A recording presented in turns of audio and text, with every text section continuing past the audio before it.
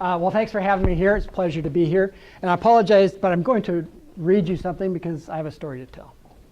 And I realized last time we had story time, it included graham crackers and milk, but right before lunch, don't want to spoil your appetite. So let me get started. We have a clicker somewhere? No, where's that? Oh, it's right over there. All right.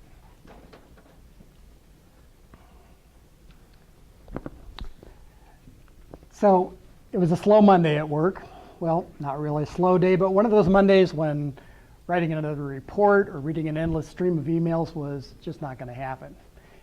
Kevin knew he'd be dozing off soon if he didn't get up and move around, so he decided to leave his desk and take a stroll through the document center. Now, he'd always liked hanging around the document center in operations, and he'd gotten friendly with some of the machine operators and other employees. His father had been in the printing business, and the smell of ink and the stacks of paper sitting around stirred fond memories of going with Dad on Saturdays to the print shop, which was closed, but Dad would run a few jobs and do some machine maintenance, show Kevin how the machines worked, and Kevin drew pictures and made airplanes out of the scrap paper left over from the day's work. So walking into the print center at work always made him feel better. On this particular day, he was noticing that the printers were generating some personalized documents sent to customers as part of a welcome kit. Now, within a week of signing up, new customers received materials about the service to which they'd subscribed, details about billing, and information about how to access the company's self-help portal when they had questions or they needed to make changes. Now, these were the first printed communications presented to new customers, so they were a real important part of the customer experience. Included in the welcome kit were some documents that the company was required to provide customers, explaining their rights and responsibilities, privacy policies, and so forth. Now, Kevin knew that few people actually read these documents. He was a customer, and he didn't even read the ones that came to his house. Those regulated documents were dull-looking black and white text. No one at the company really paid much attention to them. There was a pre-printed brochure that was inserted in the welcome kit that featured full-colored pictures of happy people reading their utility bills. Kevin never really understood what made them so cheerful, but the marketing people liked the photos. The brochure was updated regularly to advertise whatever new programs the company was promoting, but the other pages never really changed much as far as he knew. So on the slow day, Kevin was standing there, listening to the hypnotic rhythm of the printer, not really thinking about anything, and he was idly thumbing through a stack of output and saw the cover letters, the service details, and those boring terms and conditions pages repeated over and over for each customer. Suddenly, Kevin snaps out of his daydream. There were a lot of pages here. 6 duplex pages of regulatory material for each customer, 7 in the Spanish versions. Each customer received 9 pieces of paper plus the Happy People brochure. And Kevin's company signed up thousands of new customers every month, which meant lots of pages had to be printed, folded, inserted, and mailed. It didn't really seem right that they were burying new customers with all that paper, and Kevin decided to find out why they were doing it. And I'll come back to Kevin's story in just a minute, but I want to tell you a little bit about me for the people that don't know me. I spend my time working with clients, usually in a consulting role, to help them with their document operations workflow. Nobody likes to be spending extra money or making mistakes or having lower productivity than they could have, so I help them out in those areas. But the thing that they call me in for is usually on that side of the equation. Often, though, as Kevin discovered, the nature of the communications is what's really the problem. And sometimes that gets overlooked. Maybe the content's confusing, or the timing is wrong, or the formatting is inefficient, or the documents just aren't interesting enough to elicit any kind of action at all. Maybe they're poorly targeted and therefore ignored. One of the reasons that the documents get into this state is because in most organizations, there's really not anybody that has responsibility for making sure that those documents are up to speed. There's some individuals that are handling different vertical areas there, but that coverage is spotty. There's no overall analysis of the entire customer communications framework. So you get a batch of printed and digitally delivered messages that may not be clear about exactly, what it is that they're supposed to be doing. And the company may not be clear about what they're sending or how they're triggered or how they're connected with other pieces of communication. So if no one's responsible for that overall communication strategy, then they tend to keep grinding out the same kind of documents they've always done. And sometimes decisions made years ago are still affecting the customer communications, even though the situations may have changed. This is a survey that Forrester did a year or so ago, asking companies about what actions they were actually taking to improve the customer experience. Really good question to ask. And you'll notice that most of the emphasis is on things like improving the online experience and the call center and multiple platforms and things like that. That's all great, but way down at the bottom is dedicated user customer experience group, someone that actually takes the time to taking a look at what you're doing with customer experience, analyzing it, deciding what needs to be better. Seems to me that should be at the top, and it would make everything else seem easier.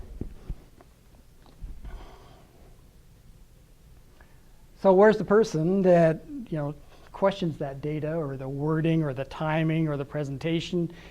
Who decides if a document should be replaced with something that's better, or that it's contradictory, or that it's duplicated? Who's the person that decides that your documents are furthering your organization's goals? Well, in this case, entirely by accident, it appears that it's Kevin. Back to the story. Kevin pulls a finished document out of the stack and he walks into the document operations manager's office. Chuck is on the phone, but he greets Kevin when he's finished and he asks how he can help him. What's the deal with the welcome kits? Kevin asks. How come they have so many pages? Kid, says the print manager. Chuck's a lifer. He's been in business forever. And he addresses just about everyone as kid. We just print them. We don't write them. Yeah, I know. But doesn't it seem wasteful to print all these pages of regulatory gobbledygook that probably no one ever reads? Oh, that, says the manager. We used to print that on offset presses. It was a lot smaller then, tiny font. After we installed new high-speed printers, someone upstairs decided to print it in line. Been that way you see it there ever since. Maybe there's some regulatory requirement for how it has to look. The phone rings again and the manager picks it up. Kevin waves goodbye as he walks out. Hey, yells Chuck, leave those pages. We got to mail that to a customer. So I call Chuck's sort of we just print them philosophy the not my job phenomena. I've talked to people at different levels of organizations about the documents that they're creating and the logic behind them, and they never know who's really responsible for it. They're just sure it's not them. Customer communications, you would think might be responsibility of some of these departments. They're those entities, but the business units, they're more interested on driving more business through their particular product lines, new product development, things like that. The legal department just wants to make sure that the organization is within legal guidelines. They're not really famous for innovative design or clarity. IT has a long list of things to do. Document production issues, usually low on the list, sometimes never getting to the top of the list to get work done. And document operations, their job is to make sure that this work gets out on time, and they don't really have any input over the content of those documents unless there's some sort of operational issue like the barcodes aren't working or something. So Chuck's comment about regulations gets Kevin curious, so he calls legal and regulatory department. Is there indeed a regulation that requires companies to print all those pages? Yeah, I think so, says the paralegal. Go look it up in the commission guideline. It's online. I can tell you, though, that legal counsel reviews that stuff at least once a year. They make changes sometimes, and they send updated documents to forms development. In one format, Kevin wonders. Word, I think. That's pretty much all they know. A theory's forming in Kevin's mind, but before he proceeds, he looks up the regulations. Indeed, there are guidelines for some types of documents listing a minimum font size, but for those long pieces of text that are part of the welcome kit, Kevin finds the only requirement is that it's legible. Lots of room for interpretation there. Next stop, forms development.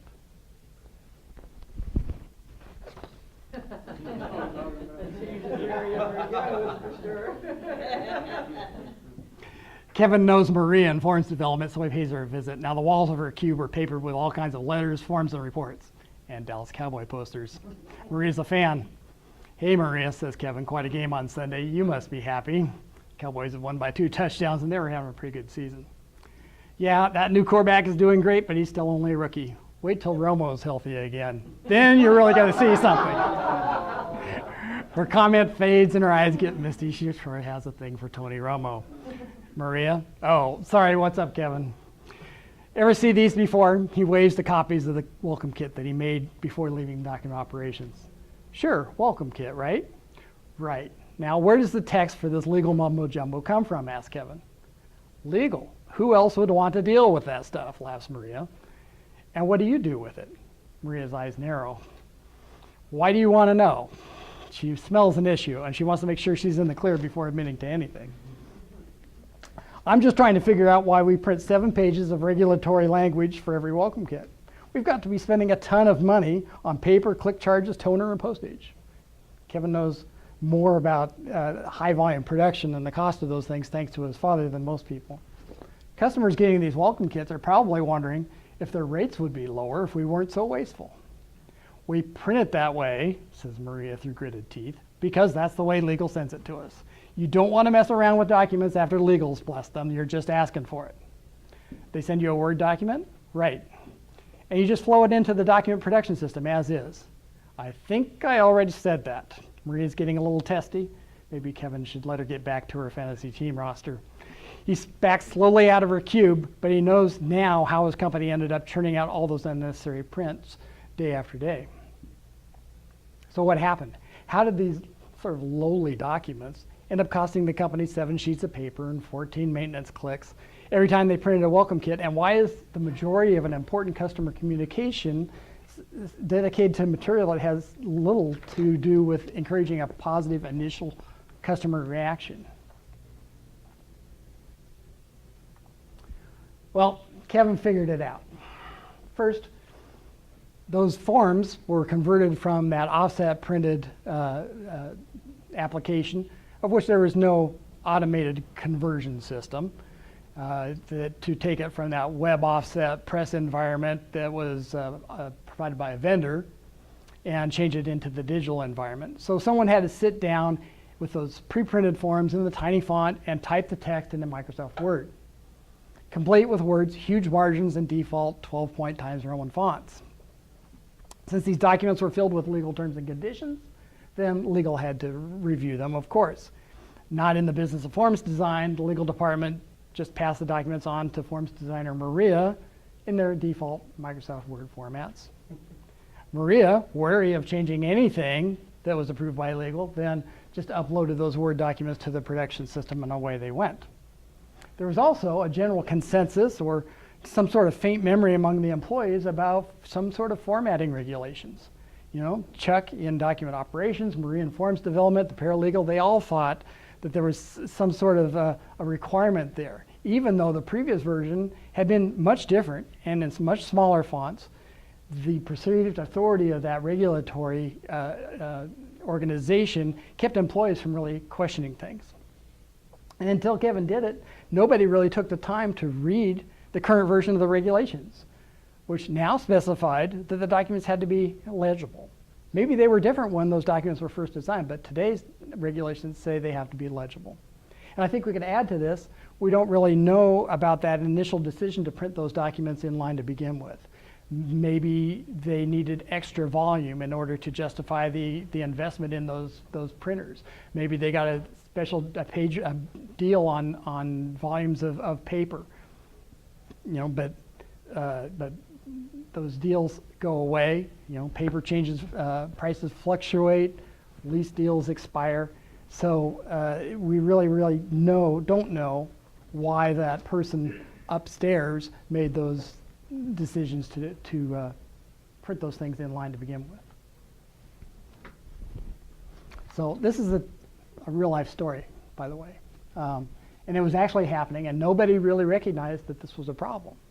The documents were redesigned using smaller fonts, narrower margins, put it into columns, and the company decreased their printing cost and the volume of the print they were putting out by 50%. They saved over $175,000 a year just in postage. This was back when there was a higher postage rate for the second ounce, which is different now and is changing again in January. But they were printing a lot of these welcome kits, and they were paying a lot for the money. Now, the documents were still legible. They got no complaints from customers, which probably still didn't read them. They didn't get any feedback from the regulatory authority. They had met those regulations, so there was no problems there. So that redesign saved the company a lot of money. It was a big success. And the welcome kit no longer looked like a huge wasteful practice to those brand new customers that were getting them. So sometimes procedures get passed down from employee to employee, and the reasons for those decisions get lost. And sometimes companies are solving problems they don't even have anymore because of that, because it was done by the previous administration, and there's really no connection with the reasons for doing it in a particular way. So what should corporations do to keep from doing this in their own organizations? Maybe in your company you have some situations like Kevin uncovered. When we talk about things like customer management, customer communications management, we tend to not look at the documents themselves, but we look at the way that we put them out and how they're connected, and making sure that they're part of an omni-channel distribution system. This quote is from a law professor, and he was actually talking about converting reports for mutual funds from paper to electronic, but I think his point really applies to just about any kind of a document. And his point is that how you create the documents is secondary to the fact that the purpose for those documents and the effectiveness of those documents and how they match with the objectives of both the company that's generating them and the recipient of those. So we can use technology to put all those pieces together, and automate those processes to enhance the customer experience, but those automation tools can't do the job of deciding about the content or the context or the timing. That's going to take some humans. It's going to take someone with some appreciation for those customer touch points and the relationships, and then appreciation also for what the organization is trying to accomplish. So that's going to take some reasoning skills.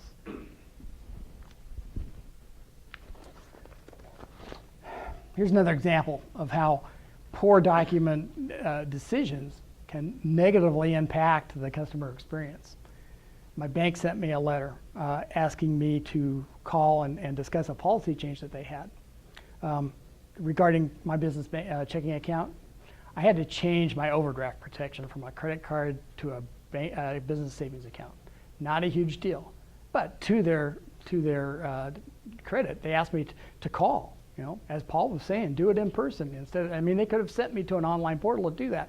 They asked me to call, so I did, and we had a nice conversation. The customer service rep was professional. They were friendly. They were capable. We were able to make that change, and everything was fine and resolved. I was a happy guy, and I thought, this is pretty good that the bank actually would take the time to actually talk to me about this. They must value my business. Then a week later, I got this in the mail. This big packet of paper. It was mailed as a 4-ounce flat. Included 12 letter-sized digitally printed pages and a 26-page booklet of legal information and disclosures.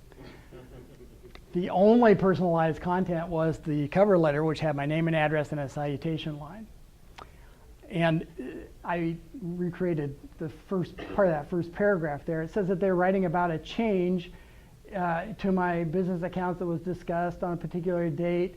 And then down below it says, these are terms and conditions regarding your new accounts and services. Now, I got this about the time when the news was coming out about Wells Fargo and all those accounts that got falsely opened, and I was a little concerned because I didn't connect my nice phone call that I had with the bank employee with this paper. She didn't mention it. I didn't expect to see this kind of thing from that kind of what I thought was a simple change. So I was a little concerned. Once I got over my anxiety, I started reading the documents a little bit better, and there was a few pages there that did explain some terms and conditions, including the overdraft, but a lot of other stuff too. And I wasn't sure if that really applied to me, or if it did, what it really meant to me. The remaining pages, which you can see here, listed the services and fees for 16 different business banking accounts. I couldn't identify which of the 16 I owned. I opened it 8 years ago. They've changed the names on those accounts at least twice. So I didn't know which one I had. There were some I could probably ruled out, but I couldn't really tell which one of those I should actually be reading and if I should be doing something as a result of reading that. So it was really impossible to sort all that out. Now,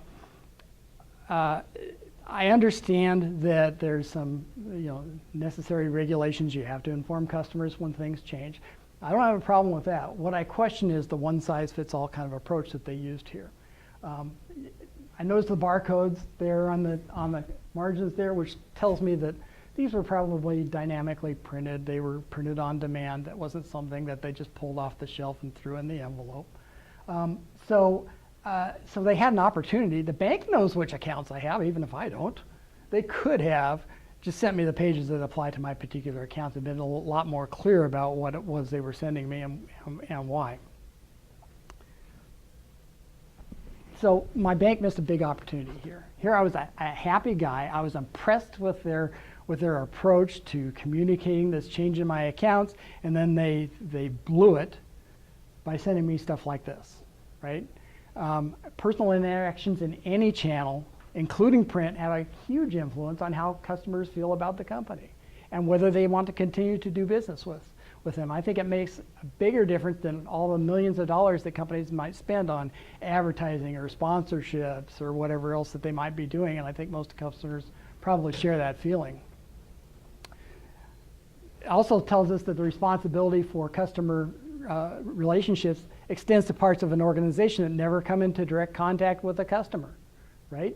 The Document Center is one of those. They have a huge influence on, and they have the power to change the perception that customers have about a particular company.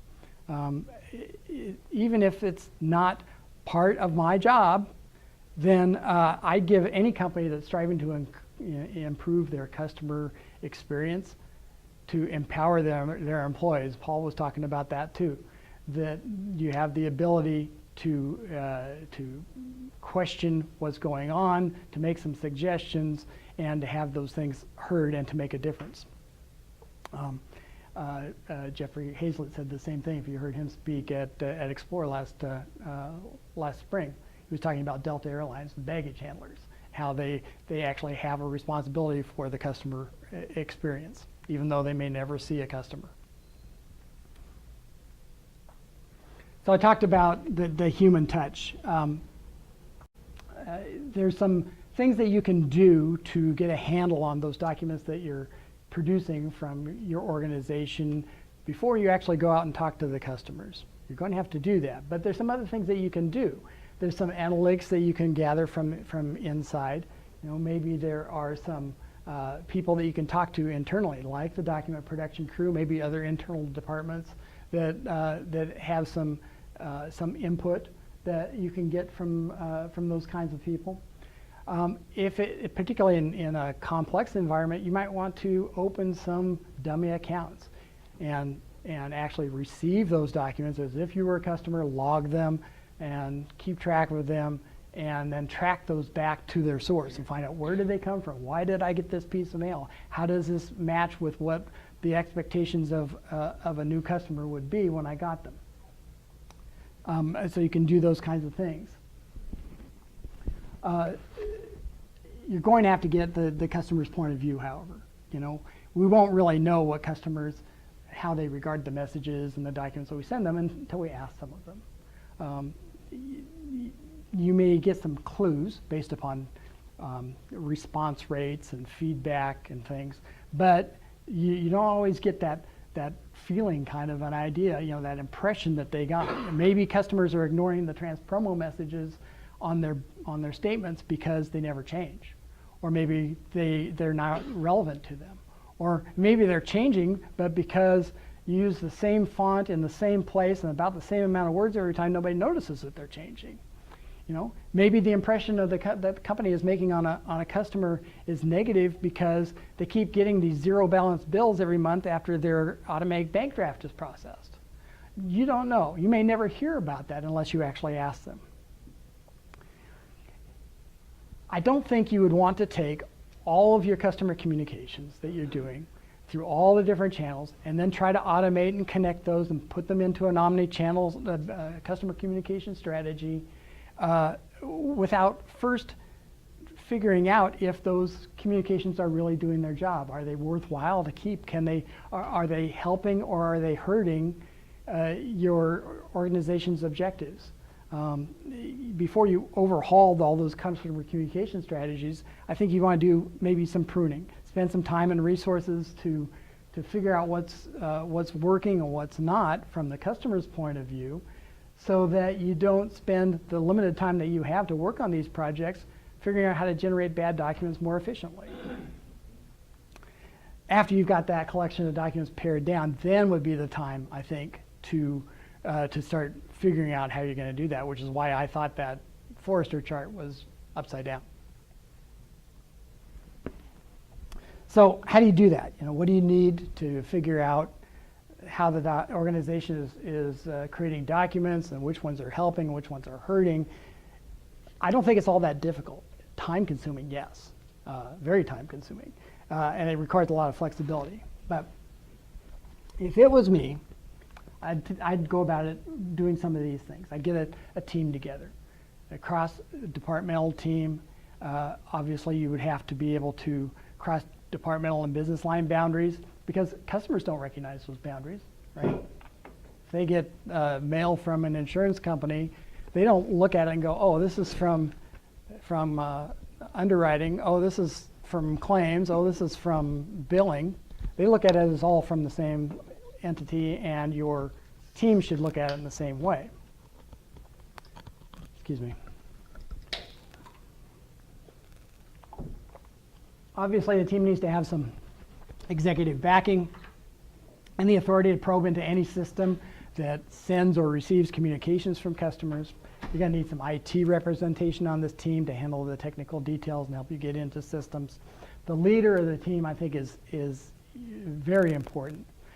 They have to be able to navigate around things like corporate politics and kingdoms that are part of every large organization. And I don't think it's a part-time job for the leader. You might be able to get away with convening your team on a regular basis, that they have other responsibilities as well. But I think the leader is going to have to be full-time pretty much until this project is done. I've seen people take on projects like this who the people already had a full-time job beforehand, and invariably what happens is this new project kind of goes by the wayside. It never gets done, or worse, conditions change, and by the time you get back to it, you've got to keep starting over every time because either your objectives have changed, or the technology has changed, or the regulating laws have changed. So you need to have somebody that can keep their nose to the grindstone, keep things moving, right? Whether you use somebody inside or outside, sometimes people use outside people to manage this kind of a process because they don't have to worry about those corporate politics. And they can ask some of those questions that maybe don't even occur to people because they're so used to seeing things the way they are, like Kevin did. He started to ask some questions. That's really important to have somebody that has that kind of objectivity that can look at things from the outside. You also need to make sure that you have agreement about the organization's goals, right? What is it that your organization wants to accomplish, especially in the realm of customer relationships? The identified goals need to be aligned with the organization's values, so that you're got everything lined up the way it should. You don't really want to be specific about tools or methods or procedures at this point. That will come later, but you do want to be pretty specific about the goals.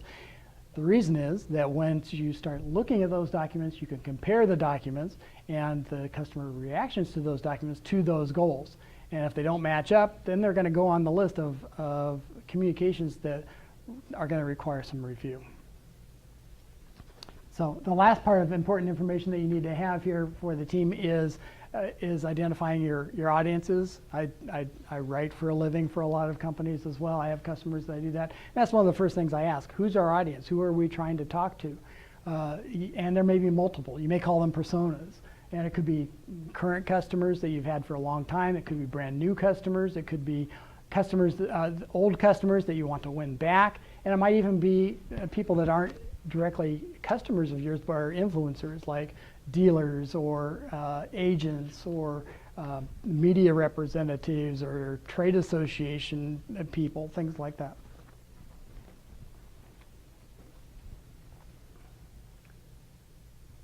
Whoops, sorry.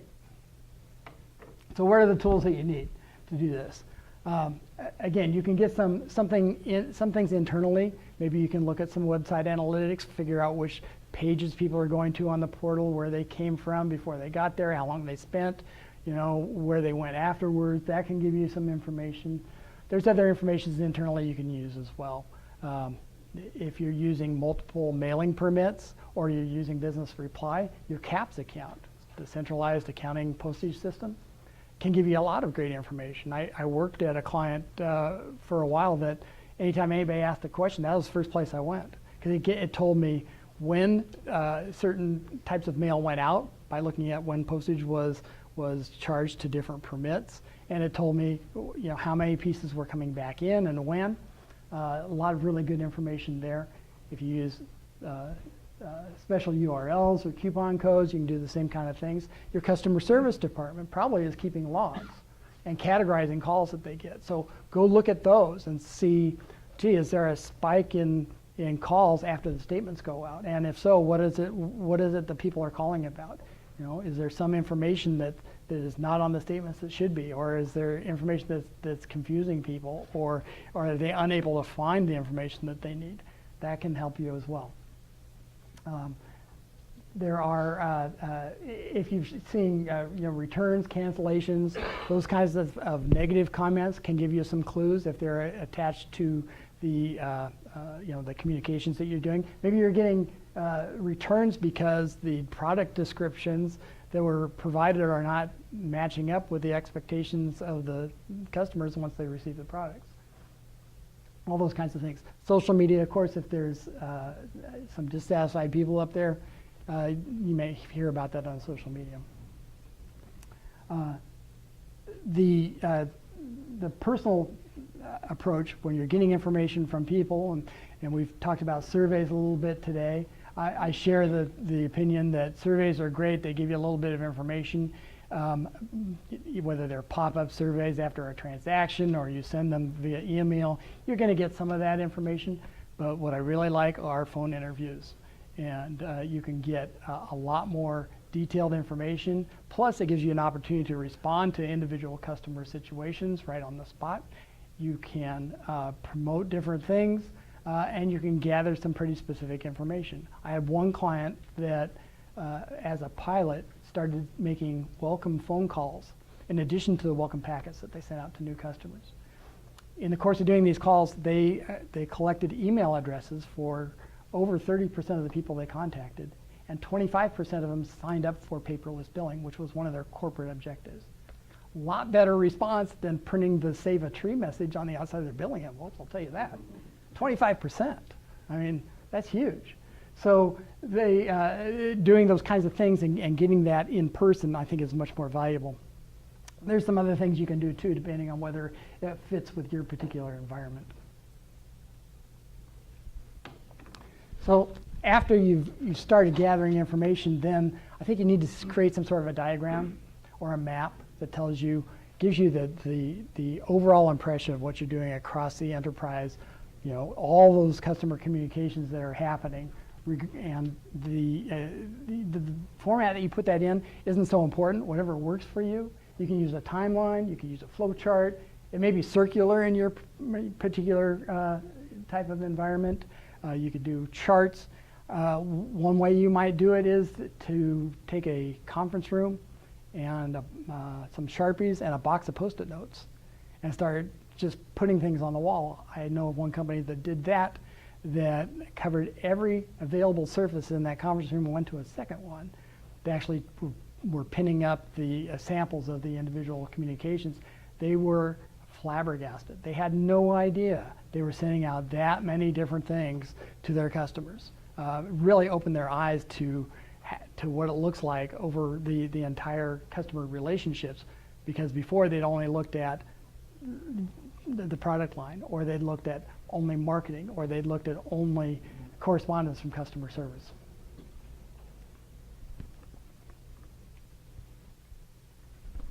Here's one way you could do it, not the only way, of course. This is kind of a columnar type of an approach. You could have other columns that made sense to you.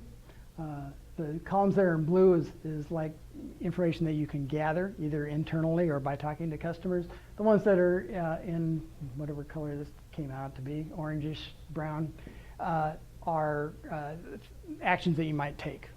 A couple of columns that in this chart that don't get the attention that they deserve are customer objective and company objective.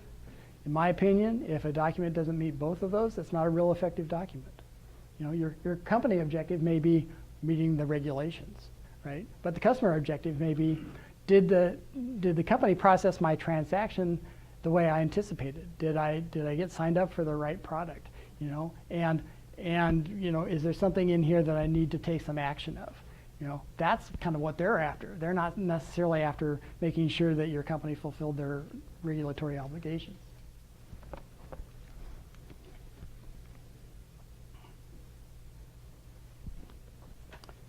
So the thing that you want to do next is you're going to see some things that are pretty obvious.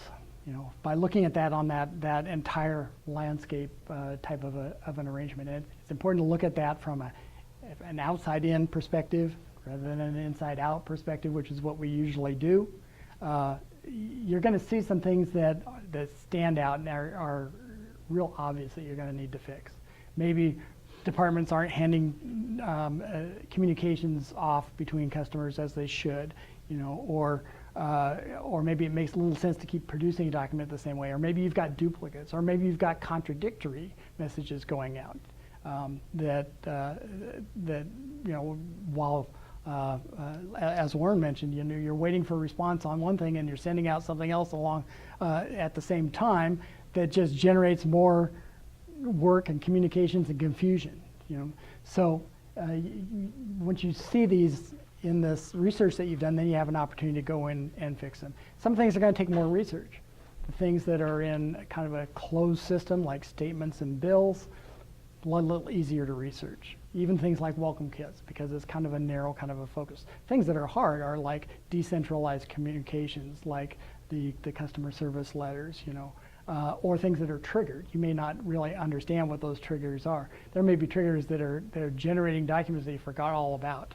You know, documents are going out, nobody knows. I encountered a few of those as well at a client. Once you know what you're sending and to whom and when and why, then you can compare that information to those organizational goals and the for your customer relationships and the personas, and anything that doesn't match up, then those are candidates for maybe making some changes there. In any case, your automation projects that come later, where you're trying to consolidate things, or you're trying to connect things, or you're trying to make sure that you cover all customers in all channels to improve the customer experience, are going to be a lot easier because the amount of work that you've got to do is a lot less.